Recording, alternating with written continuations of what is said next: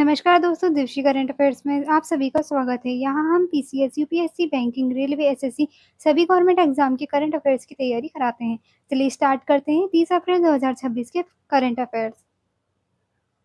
हमारा पहला क्वेश्चन है, बांग्लादेश के रूपपुर परमाणु ऊर्जा संयंत्र में यूरेनियम फ्यूल लोडिंग किस चरण को दर्शाता है? What does uranium fuel loading at Rooppur nuclear power plant indicate? Option है निर्माण चरण, अंतिम प्री जनरेशन चरण, व्यावसायिक उत्पादन, परीक्षण बंद। इसका सही आंसर है अंतिम प्री जनरेशन चरण। रूपपुर परमाणु ऊर्जा संयंत्र में यूरेनियम ईंधन लोडिंग बिजली उत्पादन से पहले का अंतिम चरण होता है। इसके बाद रिएक्टर में नियंत्रित नाभिकीय विखंडन शुरू किया जाता है और कई सुरक्षा परीक्षण किए जाते हैं। यह कदम बांग्लादेश को परमाणु ऊर्जा उत्पादन की दिशा में आगे बढ़ाता है और ऊर्जा सुरक्षा तथा स्वच्छ ऊर्जा के क्षेत्र में महत्वपूर्ण भूमिका निभाता है। हमारा दूसरा क्वेश्चन है, फ्रांस के जीवाश्म ईंधन को पूरी तरह समाप्त करने का लक्ष्य किस वर्ष तक रखा है?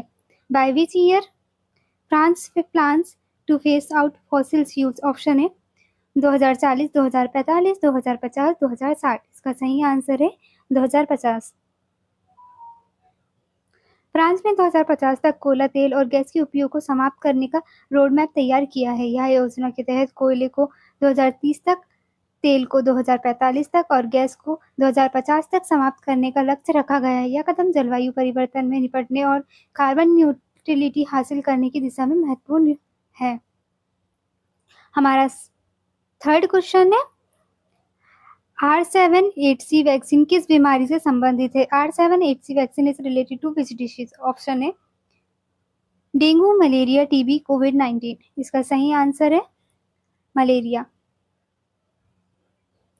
R780 एक नई पीढ़ी की मलेरिया वैक्सीन है जिसे ऑक्सफोर्ड यूनिवर्सिटी और सीरम इंस्टीट्यूट ऑफ इंडिया मिलकर विकसित कर रहे हैं। यह प्लाज्मोडियम फॉल्सिपेरम परजीवी को लक्ष्य करती है और इसकी खासियत यह है कि यह संक्रमण के कई चरणों को प्रभावित करती है, जिससे अधिक प्रभावी और लंबे समय तक सुरक्षा मिलने की संभावना बढ़ जाती है। हमारा फोर्थ क्वेश्चन है, भारत में ऑनलाइन गेमिंग के लिए नया नियामक ढांचा कब लागू होगा?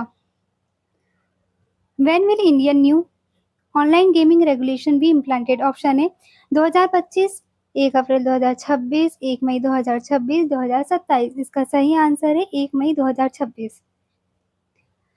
भारत सरकार ने 1 मई 2026 से ऑनलाइन गेमिंग के लिए नया नियामक ढांचा लागू करेगी। इसका उद्देश्य हानिकारक मनी गेम्स को नियंत्रित करना और सुरक्षित गेमिंग वातावरण सुनिश्चित करना है। यह कानून उपयोगकर्ताओं की सुरक्षा, पारदर्शिता और जिम्मेदार गेमिंग को बढ़ावा देने के साथ भारत की वैश्विक गेमिंग हब बनाने में मदद करेगा।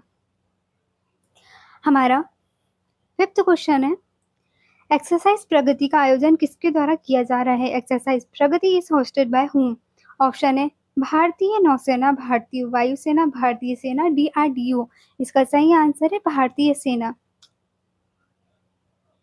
एक्सरसाइज प्रगति भारतीय सेना द्वारा आयोजित एक बहुराष्ट्रीय सैन्य अभ्यास है जो मेघालय में आयोजित हो रहा है। इसमें 11 देशों की भागीदारी है।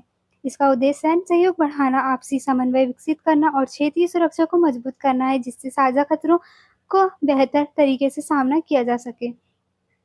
हमारा सिक्स्थ क्वेश्चन है, APEDA द्वारा बासमती एवं ऑर्गेनिक प्रशिक्षण केंद्र कहाँ स्थापित किया जाएगा? Where will APEDA establish a basmati and organic training centre? Option है लखनऊ, वाराणसी, पीलीभीत, उत्तर प्रदेश, पटना। इसका सही आंसर है पीलीभीत, उत्तर प्रदेश। APEDA उत्तर प्रदेश के पीलीभीत जिले में बासमती और ऑर्गेनिक खेती के लिए प्रशिक्षण केंद्र स्थापित करेगा। यह केंद्र किसानों को आधुनिक तकनीकों, निर्यात मानकों और जैविक खेती के तरीकों के बारे में प्रशिक्षण देगा। इससे किसानों की आय बढ़ेगी और कृषि उत्पादों के निर्यात को बढ़ावा मिलेगा। हमारा सेवेंथ क्वेश्चन है, RBI का मिशन सक्षम किस क्षेत्र से संबंधित है? Mission Saksham by RBI is related to which sector? Option है कृषि, सहकारी बैंकिंग, शिक्षा, स्वास्थ्य। इसका सही आंसर है सहकारी बैंकिंग।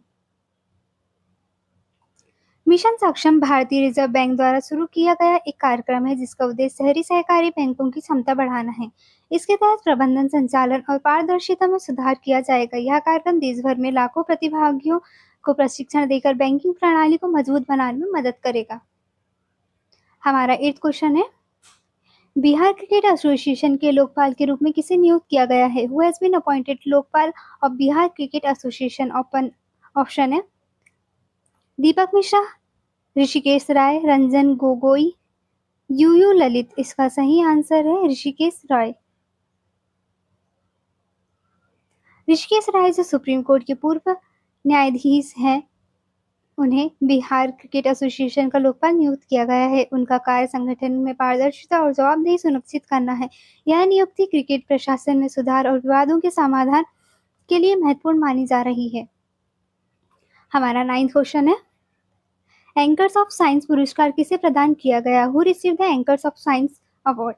ऑप्शन है CNR राव, अतुल नाथ, के विजय राघवन, रघुनाथ मशलेलकर। इसका सही आंसर है अतनु नाथ।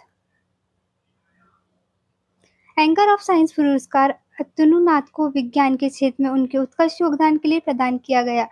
यह सम्मान वैज्ञानिक अनुसंधान और नवाचार को बढ़ावा देने के उद्देश्य से दिया जाता है। इससे युवा वैज्ञानिकों को प्रेरणा मिलती है और विज्ञान के क्षेत्र में नई खोजों को प्रोत्साहन मिलता है।